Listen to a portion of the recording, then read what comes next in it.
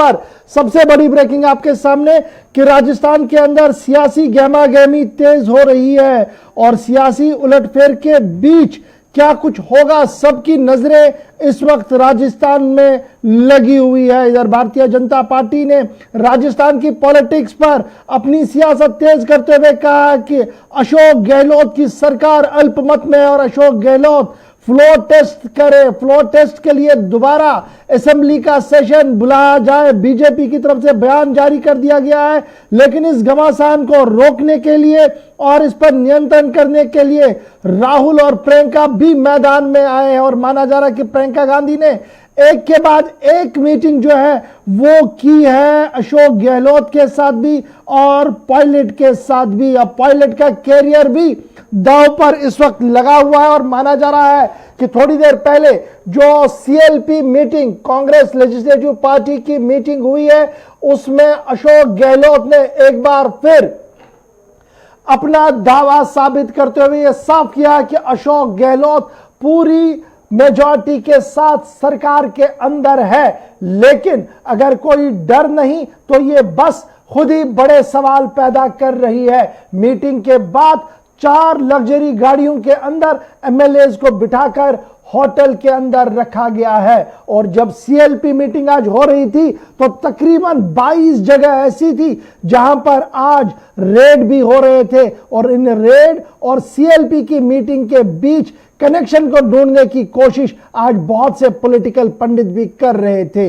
राजस्थान की खबर आपको बता रहे हैं जहां पर सियासी उथल पुथल काफी ज्यादा तेज है और इस वक्त क्या कुछ हो रहा है, सीधे प्रणय के पास चलेंगे। प्रणय शर्मा हमारे साथ नई दिल्ली से ज्वाइन कर चुके हैं। प्रणय, अपडेट कीजिएगा, क्या कुछ सिचुएशन है? सुबह हमने देखा कि ऑफिस के बाहर पायलट के फोटो होर्डिंग जो थी वो हटाई गई, मीटिंग के बाद उन्हें दोबारा लगाया गया, प्रियंका वाड्रा गांधी मैदान में कूदी, गहलोत और पायलट के बीच जो मामला है उसे सुलझाने की कोशिश कर रहे हैं और कह रहे हैं ये तो जनरेशन गैप है, लेकिन कल वाले बयान भी हमारे सामने हैं जो दिए गए आज कांग्रेस की में से। अभी तक क्या कुछ खबर आपके पास? देखिए, बात अगर कांग्रेस की करें तो शुरुआत में इस बात सवाल सचिन पायलट पर आया था, लेकिन सचिन पायलट की मीडिया टीम से जब वो मैसेज सर्कुलेट किया गया जिसमें दावा किया गया कि गहलोत सरकार अल्पमत में है, 30 विधायक उनके पास मौजूद हैं, निर्दलीयों का भी उनका साथ मौजूद है, उसके बाद से पूरी तरह से जो कट ऑफ था सचिन पायलट से सेंट्रल लीडरशिप का वो कर दिया गया। यहाँ तक की खबरें ये भी आई कि पार्टी ने फैसला कर लिया है कि वो सचिन पायलट को नहीं मनाएंगे।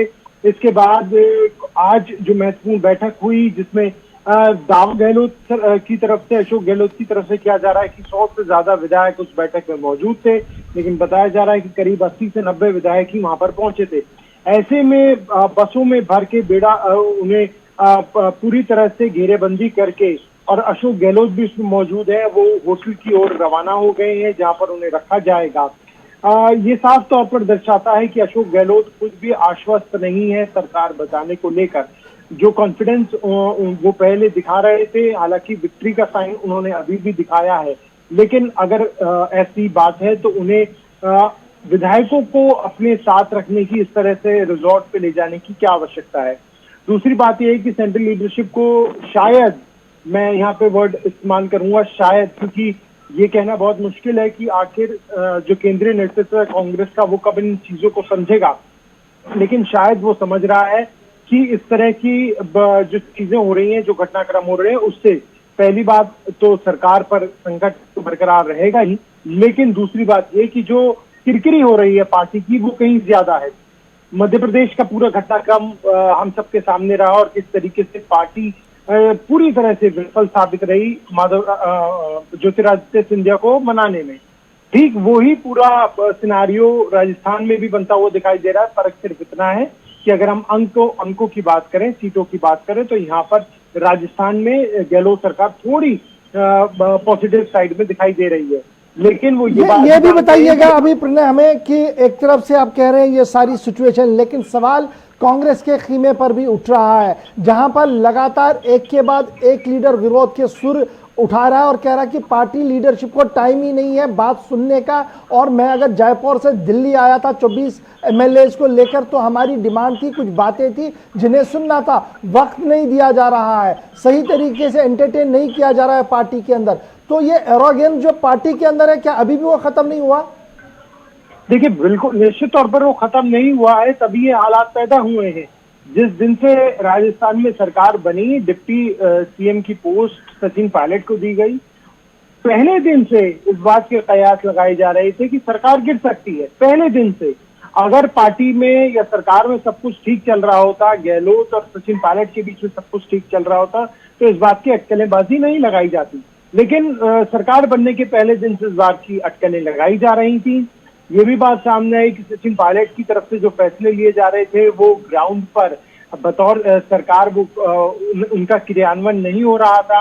इसके अलावा जो राजनीतिक जो सरकारी फैसले लिए जाते हैं सरकार के द्वारा, मुख्यमंत्री के द्वारा, उसमें भी सचिन पायलट से दूरी बनाई जा रही थी।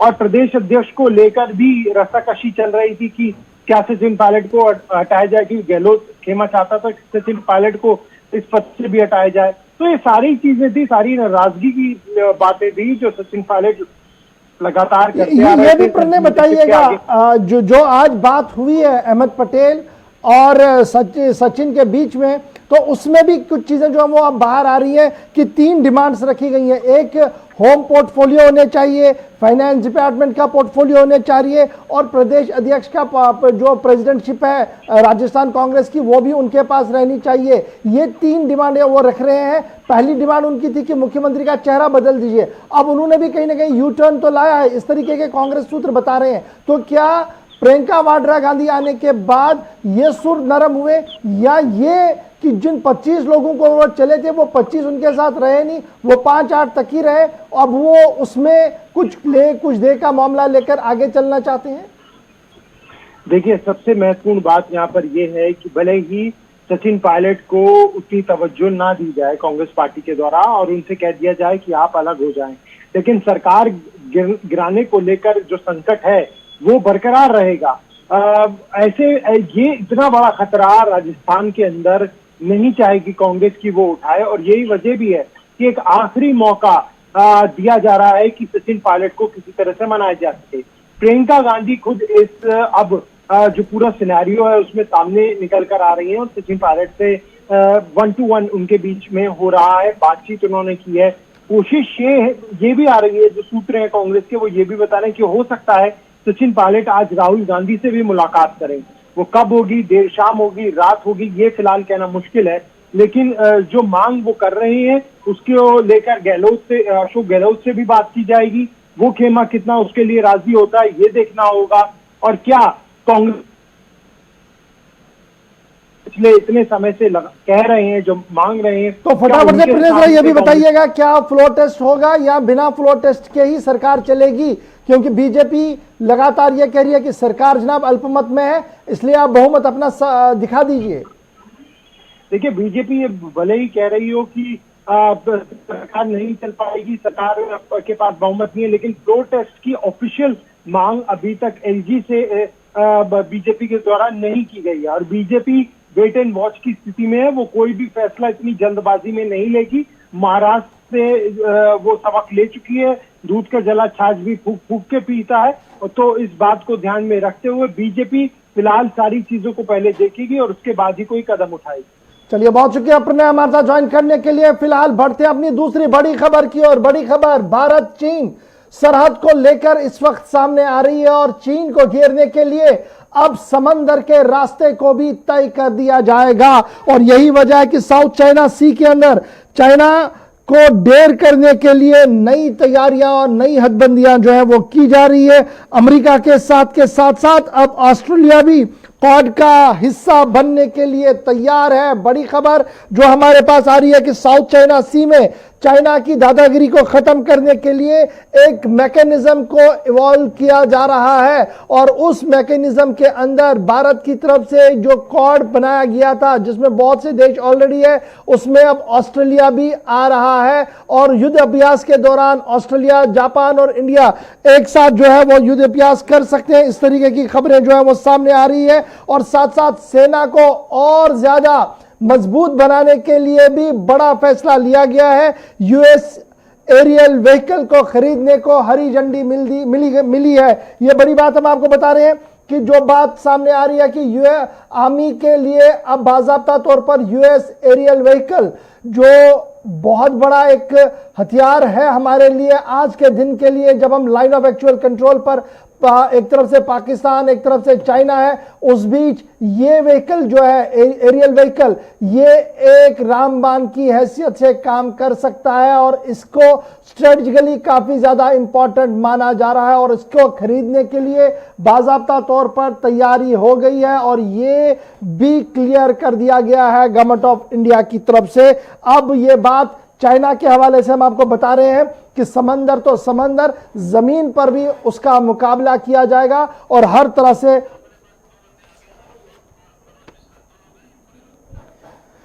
चलिए इस पर हम चर्चा शुरू करेंगे। इस वक्त मेरे साथ दो मेहमान ज्वाइन कर चुके हैं, दो थोड़ी देर में ज्वाइन करेंगे। फिलहाल जिन दो मेहमानों मेरे साथ ज्वाइन किया, अनुपम मिश्रा जी हमारे साथ ज्वाइन कर चुके हैं, सीनियर जर्नलिस्ट है। बहुत बहुत शुक्रिया अनुपम मिश्रा जी हमारे साथ ज्वाइन करने के लिए।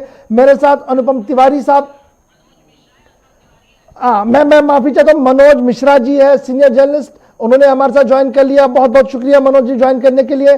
अनुपम तिवारी साहब है, डिफेंस एक्सपर्ट है, एयरफोर्स में अपने खिदमात इन्होंने दिए हैं। बहुत बहुत शुक्रिया आप दोनों का। थोड़ी देर में कर्नल टीपी त्यागी और संजय श्रीवास्तव साहब भी ज्वाइन करेंगे, लेकिन सबसे पहले आपसे आज शुरुआत करूंगा। जो खबर आ रही है कि जनाब चाइना के मामले पर अब और क्या कुछ किया जाए, क्योंकि पॉलिसी यहां पर नहीं रुकनी चाहिए कि हमने डिसएंगेज होना है, हमने जो माहौल बना है इसको ठंडा करना है, बल्कि एक कंप्रेहेंसिव स्ट्रेटजी लेकर अब आगे बढ़ना होगा।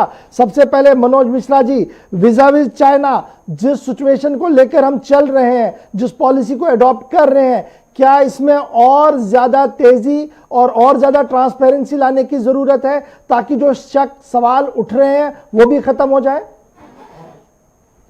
जी गौर साहब, दरअसल अभी आप बीच में जब खबर दे रहे थे ब्रेकिंग न्यूज में कि समुद्री रास्ते के जरिए भी चाइना को, दक्षिण चाइना को घेरने की बात हो रही है, मैं बताना चाहूंगा प्रधानमंत्री का जिस दिन विजिट था लद्दाख में, उसके एक दिन पहले आसियान देशों ने ऑस्ट्रेलिया के साथ मिलकर वहां युद्ध अभ्यास और अपनी सैन्य शक्ति दिखाने की बात कही थी और उनका यही कहना था, यह संदेश था कि हम भारत के साथ हैं। अगर स्थितियां वहां पर परस्पर नॉर्मल नहीं होती हैं, चाइना वापस नहीं जाता है, तो लैंड बाउंड्री पर तो भारत लड़ ही रहा है, लेकिन आसियान देशों के साथ हम समुद्री सीमाओं पर भी चीन को रोकने का काम करें, क्योंकि चीन की जो एक लगातार, भारत की बात नहीं कर रही, इसके साथ जिसकी भी जैसी भी बाउंड्री लगती, चाहे वो जमीनी लगे चाहे वो समुद्री लगे, ये हमेशा उसको कब्जाने के नियत से ही कार्यरत रहता है और धीरे धीरे उसको बढ़ाता रहता है। पहली बार गौर साहब इस तरीके की स्थितियां बनी है, मैं भाषण का जिक्र नहीं करना चाहूंगा। भारत ने जिस मजबूती से और तार्किक ही नहीं बल्कि कूटनीतिक दृष्टिकोण से उसको पीछे करने का काम किया है और उस विश्व स्तर पर बड़े देश भारत के साथ खड़े हुए हैं और बार बार उन्होंने चाइना पे दबाव बनाया है, चाहे वैश्विक की बात कर लें, चाहे आर्थिक की बात कर लें, चाहे हम सैन्य शक्ति की बात कर लें। रसिया को लेकर के जब जब ये सवाल उठाता रहा चाइना, लेकिन रसिया ने भी ये पढ़ के हाथ दिखाने की कोशिश की कि हम पूर्व संबंधों के तरीके से भारत के साथ हैं। तो अब उसमें एक कदम आगे आने की बात यह कि इनकी सेनाएं लगातार पीछे हट रही हैं। पहले हम गालवान की बात कर रहे थे, पेंगोंग की बात कर रहे थे, लेकिन हमारा लक्ष्य ये नहीं हो कि जो लोग हमारे यहाँ आ गए वो पीछे चले गए, बल्कि ऐसे हालात नहीं बने और दोबारा उनको आने से पहले सोचना भी पड़े और हमारी अपनी बाउंड्री सुरक्षित रहे। राइट मनोज जी, दोबारा आपके पास अनुपम तिवारी साहब, चूंकि डिफेंस पॉइंट ऑफ व्यू से मैं इस चीज को जानना चाहूंगा, जो क्वाड का एक डिसीजन जब ऑस्ट्रेलिया आना चाहता था तब हमारा एक सॉफ्ट स्टैंड टुवर्ड चाइना था, तो तब हमने हाँ ना के बीच उस दिन को निकाल दिया। अब दोबारा से ऑस्ट्रेलिया को ला रहे हैं हम समंदर के अंदर, हम युद्ध अभ्यास साथ साथ करना चाहते हैं उनके साथ। जिस तरीके से मनोज मिश्रा जी ने भी कहा कि लास्ट ईयर भी इस तरीके की बात जो थी वो हुई थी, लेकिन रुकी वो इसलिए क्योंकि चाइना विज़ाविज़ हमारा एक सॉफ्ट स्टैंड था। इस बार ऑस्ट्रेलिया का आना साउथ चाइना सी के अंदर युद्ध अभ्यास करने के लिए या पैसिफिक ओशंस के अंदर युद्ध अभ्यास करने के लिए आना, इसे आप कितना महत्वपूर्ण मानते हैं? और कटिंग अक्रॉस द लाइन हम कितना मजबूत मैसेज इस वक्त दे पा रहे हैं बीजिंग को?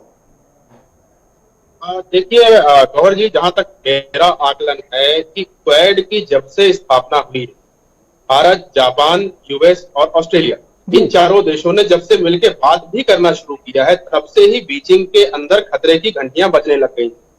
और अभी जैसा कि आप बता रहे हैं, मनोज जी भी बता रहे थे कि पिछले 1 साल से ऑस्ट्रेलिया को उसमें इंक्लूड करने के लिए हमारा रवैया कुछ स्पष्ट नहीं रहा है। तो हमें ये नहीं भूलना चाहिए कि पिछले 3 महीनों में पूरी दुनिया की राजनैतिक कहें या कूटनैतिक कहें, स्थिति बहुत तेजी से बदली है। और आज का जो वर्ल्ड सिनेरियो है उसमें आपको सीधे सीधे 2 पोल्स दिखाई देते हैं। एक तो चाइना के साथ खड़ा हुआ है और दूसरा पोल्स चाइना के विरोध में खड़ा हुआ है। और रही बात एशिया की, तो चाइना का जो सबसे बड़ा विरोधी है वो हिंदुस्तान है। तो अब हर वो देश जो चाइना को सबक सिखाना चाहता है वो हिंदुस्तान के साथ मिलना चाहता है, हिंदुस्तान के साथ दिखना चाहता है। तो ऑस्ट्रेलिया ने भी इसी वजह से हमको ऑफर दिया हुआ है कि अगर खुदा न खास्ता कोई एक बड़ा कदम पूरी दुनिया ने चाइना के खिलाफ उठाया, बीजिंग के खिलाफ उठाया, तो भारत उस चीज को लीड करने की स्थिति में है। जैसा कि भारत ने अपनी एलएसी पर, अपनी सीमाओं पर यह चीज दिखाया है कि चीन का दबदबा जो पिछले कई सालों से चला आ रहा था, उस दबदबे को तोड़ने में भारत कहीं ना कहीं सफल रहा है। तो ऑस्ट्रेलिया हो, चाहे जापान हो, चाहे आसियान की कंट्रीज हो, सबने इस चीज को देखा है और सब ये मानकर अब चल रहे हैं कि आने वाले फ्यूचर में एशिया के अंदर अगर चीन की बादशाहत को अगर कोई मुकाबला कर सकता है तो वो हिंदुस्तान है। और हिंदुस्तान ने इस लद्दाख की एक छोटी सी झड़प में ये दिखा दिया है कि अब भारत बदल चुका है और अब वो परिस्थितियां नहीं है। तो वर्ल्ड सिनेरियो पे उसी हिसाब से भारत के लिए चेंज हो रहा है और भारत ने भी अपनी सोच को थोड़ा सा ब्रॉड किया है। भारत का अभी तक यह मानना रहता था कि ज्यादातर पश्चिमी देशों से हम एक डिस्टेंस बना के रखते थे, हमारा उनके साथ दोस्ताना संबंध तो जरूर थे, लेकिन उसके बाद भी हम पूरी तरह से उनके ऊपर डिपेंड होते हुए नहीं दिखना चाह रहे थे जी। तो अब मुझे लगता है भारत ने अब प्रैक्टिकल एस्पेक्ट पे ध्यान देना शुरू किया है और प्रैक्टिकल प्रैक्टिकल थिंग ये है कि किसी न किसी तरह से चाइना को एक साइड कॉर्नर में लाया जाए। और चाइना जिस तरह से पूरी दुनिया में अपनी हिमाकतें करवा रहा है। मैं आऊंगा दोबारा आपके पास। हमारे साथ संजीव श्रीवास्तव सर ने भी ज्वाइन किया, बहुत बहुत शुक्रिया सर ज्वाइन करने के लिए। मैं जरा पहले क्वाड से, समंदर से ही शुरू करूंगा और फिर अपनी बॉर्डर्स पर भी आऊंगा क्योंकि शुरुआत जरा समंदर से हुई है। तो जो क्वाड बनाया हमने, जिसमें अनुपम जी ने एक लाइन खींची कौन कौन से देश है। ऑस्ट्रेलिया हमारे साथ युद्ध अभ्यास करना चाहता था, लेकिन लास्ट टाइम हम थोड़ा हिचके क्योंकि चाइना विज़ाविज़ हमारी पॉलिसी जो थी वो थोड़ा सॉफ्ट थी, जो अब चेंज हो गई है, तो अब वो हम उनको ला रहे हैं। लेकिन एक बड़ा सवाल जो है इस वक्त वो ये है कि क्वाड का आना क्या वाकईतन चाइना के लिए एक बहुत बड़ा, जो चाइनीज एग्रेशन समंदर के अंदर है उसके लिए रोकने के लिए एक बहुत बड़ा हथियार बन सकता है, मिलिट्री आई से और पॉलिटिकल आई से? क्वाड एक बहुत ही बड़ा एक पार्टनरशिप फोरम बनता है भारत, अमेरिका, जापान, ऑस्ट्रेलिया के बीच। और जहाँ क्वाड की बात है तो जो क्वाड का इनिशिएटिव है 2007 में लिया गया था जी। और 2007 में जो जापान के प्राइम मिनिस्टर शिंजो आबे ने इसका शुरुआती कॉन्सेप्ट दिया था, जिसको कि बाद में भारत ने और अमेरिका ने भी ज्वाइन किया। ऑस्ट्रेलिया ने थोड़ी एक हिचकिचाहट दिखाई थी। ऑस्ट्रेलिया 2008 में इसमें ज्यादा इंटरेस्ट उसने नहीं दिखाया, इसी वजह से 2007 के बाद ये इनिशिएटिव आगे नहीं बढ़ पाया। लेकिन अब शी जिनपिंग के आने के बाद चाइना का जो रुख है पूरे अंतर्राष्ट्रीय मामलों को लेकर के वो बहुत ही एग्रेसिव हो गया है। शी जिनपिंग ने जब से सत्ता संभाली है, 2013 में वो चाइना के राष्ट्रपति बने और उसके बाद से लगातार चाइना का जो रुख है पूरे अंतर्राष्ट्रीय मामलों में या चाइना के घरेलू मामलों में भी बहुत ही ज्यादा एग्रेसिव नजर आता है। शी जिनपिंग ऐसा लगता है कि अपने चाइना ड्रीम को पूरा करने के लिए अपनी सारी जो ताकत और सारा जो उनका जो साम दाम दंड भेद है, जो धोखे की प्रवृत्ति है, वो सब कुछ चाइना के व्यवहार में अब सीधा सीधा नजर आ रहा है। पहले चाइना हाइड योर एबिलिटी और बाइड योर टाइम पे बिलीव करता था। अब ऐसा लगता है कि चाइना ने वो सिद्धांत त्याग दिया है। अब वो सीधा सीधा अपनी मसल फ्लेक्सिंग पे आ गया है। तो इस ऐसे में अब ये चारों कंट्रीज हैं वो फिर से अब साथ आई हैं और 2017 से क्वाड का इनिशिएटिव फिर से तेजी से बढ़ना शुरू हुआ। और वर्तमान समय में अगर आप देखें तो जो कोरोना की महामारी के समय में चाइना का जो एक रुख सामने आया है, चाइना जिस तरीके से इस महामारी को उसने फैलाने में मदद की और उसके बाद जब ये बीमारी फैल गई तो उसका स्ट्रेटेजिक डोमिनेंस के लिए और इकोनॉमिक डोमिनेंस के लिए इस पूरी सिचुएशन को चाइना ने एक्सप्लॉइट करने की कोशिश की। तो उससे चाइना का जो चरित्र है पूरा एक्सपोज हो गया है और अब क्वाड कंट्रीज साथ में आकर के चाइना के खिलाफ एक मोर्चाबंदी कर रही हैं और निसंदेह भारत इसमें शामिल होगा। और क्वाड के साथ साथ जो मालाबार सीरीज की जो एक्सरसाइजेस हैं, जो आपने समुद्र की बात कही, जो भारत और अमेरिका के बीच में ये एक्सरसाइजेस शुरू हुई थी 1992 से और इस बार और जापान ने भी 2015 में एज ए परमानेंट मेंबर अब ज्वाइन कर लिया है। तो उसमें अब ऑस्ट्रेलिया को भी इस बार इनवाइट किया जा सकता है। तो क्वाड के साथ साथ हमारी जो मालाबार सीरीज की जो एक्सरसाइजेस हैं वो भी एक नया फोरम बनकर सामने उभरेंगी और समुद्र में चाइना को चैलेंज करने की कोशिश करेंगी। मैं दोबारा आप तीनों मेहमानों के पास लौटूंगा। कर्नल टीपी त्यागी साहब भी हमारे साथ ज्वाइन कर चुके हैं। कर्नल साहब बहुत बहुत शुक्रिया ज्वाइन करने के लिए। बात क्वाड की हो रही थी जो पिछले दिनों आप लगातार कह रहे थे, अब उसमें मालाबार एक्सरसाइज की भी बातें हो रही है। कटिंग अक्रॉस द लाइन, क्या बीजिंग तक मैसेज आ पा रहा है कि अब वो चीज नहीं चलेगी समंदर के अंदर जो आप चलाना चाहते थे? अब वर्ल्ड ऑर्डर सेट हो रहा है और वो समंदर के अंदर भी सेट होगा, अगरचे सभी देशों के अपने अपने बिजनेस हित है। बिल्कुल सही कह रहे हैं आप।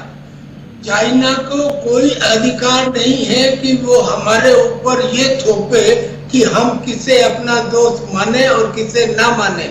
हमें अपने दोस्त चुनने का अधिकार है और हम इस अधिकार का इस्तेमाल कर सकते हैं और करना भी प्रारंभ कर दिया है। साउथ अभी जो ये क्वाड है यानी कि क्वाड्रिलेटरल यानी कि 4 कोने, इसमें जो ये पहले एक्सरसाइज बाइलेटरल शुरू हुई थी अमेरिका की और इंडिया की, अब बाद में उसमें जापान जुड़ गया और हमने ऑस्ट्रेलिया को भी बुलाया था। 2015 में हमने ऑस्ट्रेलिया को भी बुलाया था, लेकिन उसके बाद ऑस्ट्रेलिया नहीं था।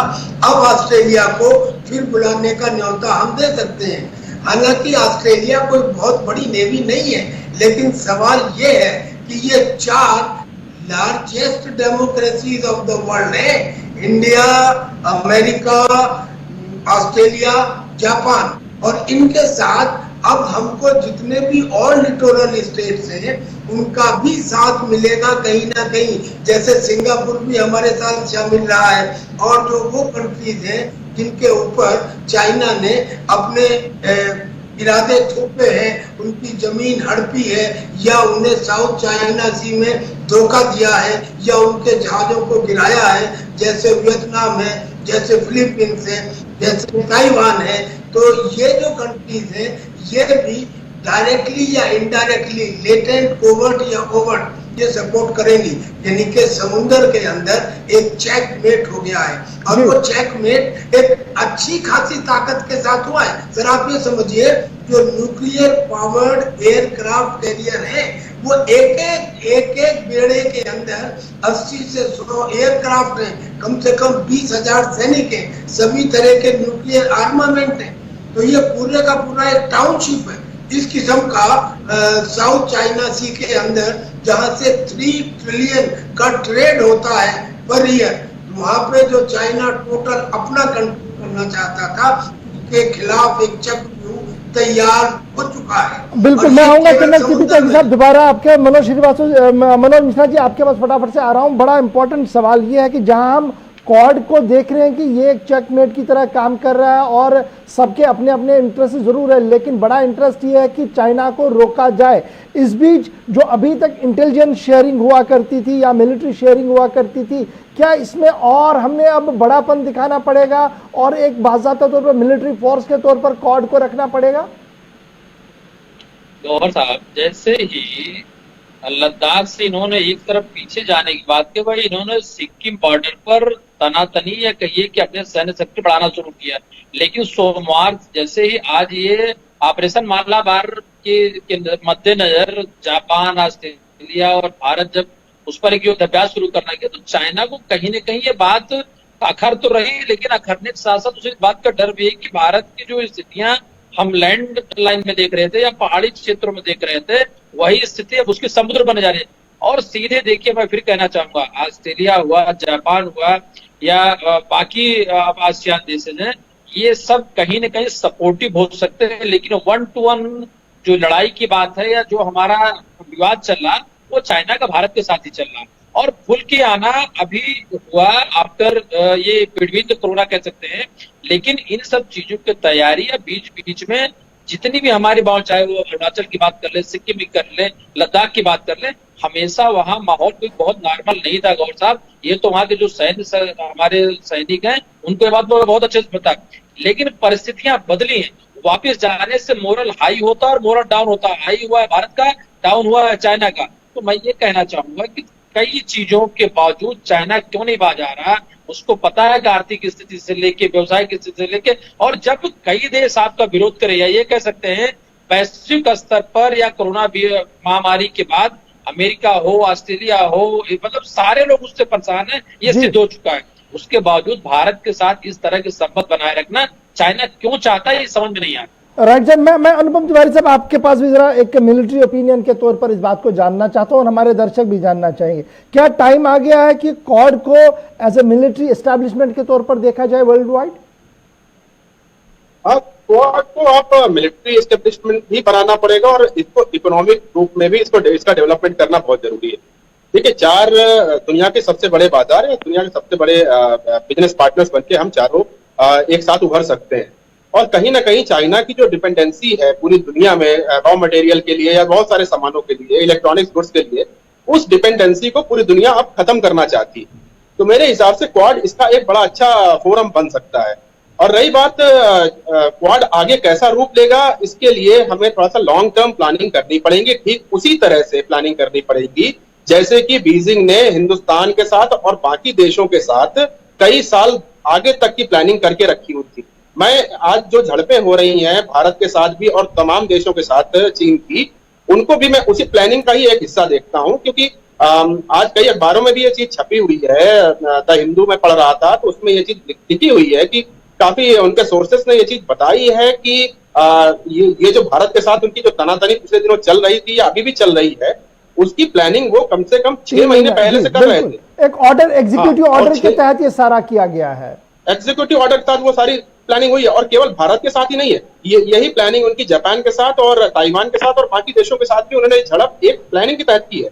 तो हमें भी इस चीज से ये सबक जरूर लेना चाहिए कि हम कोई भी कुछ भी फ्यूचर का प्लान करें, उसको लॉन्ग टर्म के हिसाब से उसका सोचें कि भविष्य में हम इसको कैसे बढ़िया ढंग से, अच्छे ढंग से इसका यूटिलाइजेशन कर पाए। ठीक है संजीव जी, को भी मैं उसी में देखता हूँ। Okay sir, Sanjeev ji, विज़ाविज़ China जो पॉलिसी हम अडॉप्ट कर चुके हैं, अभी जिस तरीके से हम इकोनॉमिक फ्रंट पर उन्हें घेरने की कोशिश कर रहे हैं, मिलिट्री फ्रंट पर घेर रहे हैं, समंदरों के अंदर घेरने की कोशिश कर रहे हैं, लेकिन इन बिटवीन द लाइंस आप हमारी डिप्लोमेटिक पॉलिसी को कैसे देखते हैं?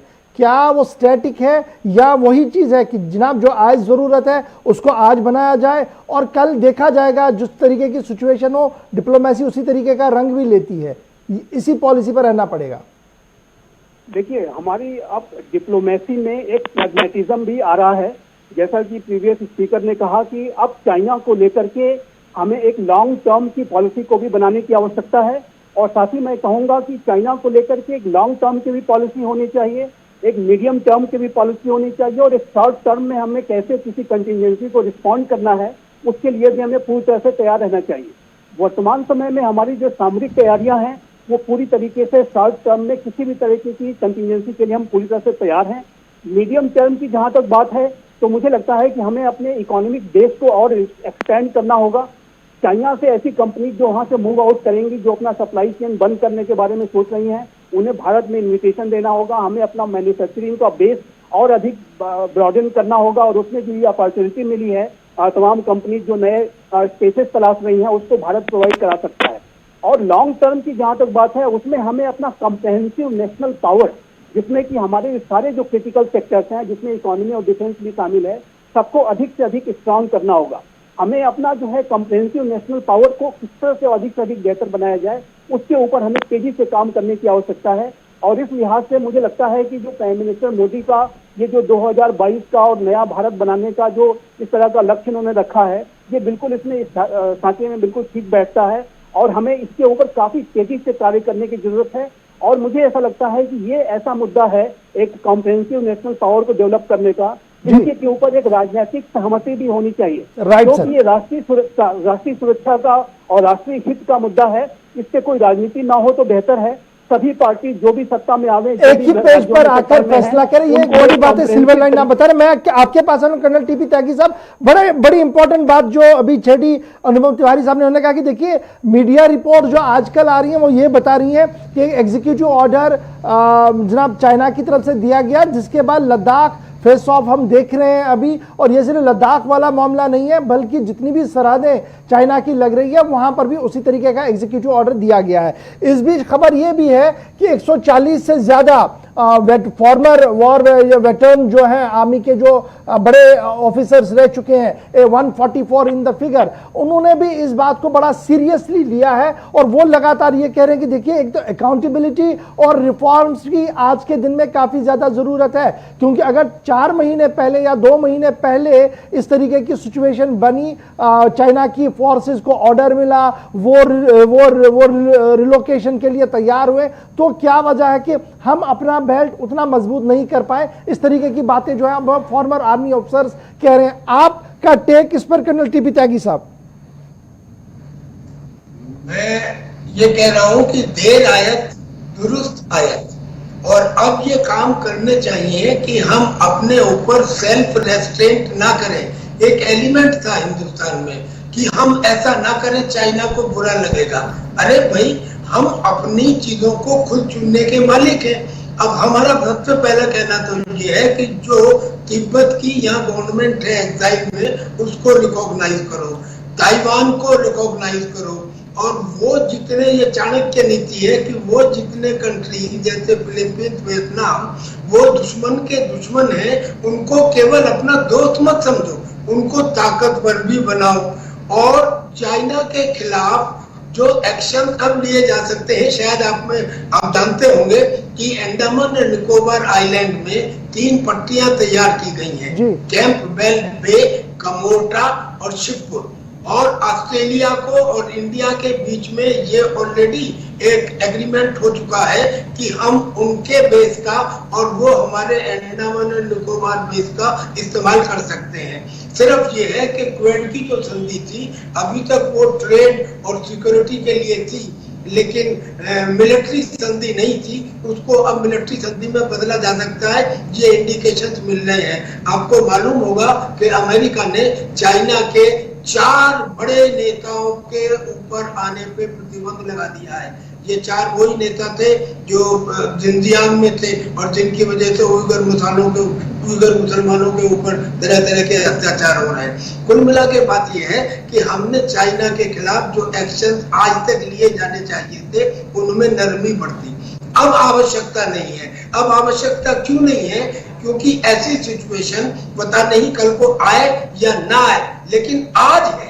राइट कर्नल टीपी त्यागी साहब, यानी अकाउंटेबिलिटी एंड रिफॉर्म्स वक्त की अहम तरीन जरूरत है, और अकाउंटेबिलिटी और रिफॉर्म्स को लेकर हमने अपनी फ्यूचर स्ट्रेटजी को बनाना होगा। यहां पर एक छोटे से ब्रेक के लिए रुक रहा हूं। ब्रेक के उस पार जब आएंगे एक बड़ी खबर से दोबारा शुरुआत करेंगे, वाकतन वो बड़ी खबर होगी। आप बने रहिए हमारे साथ।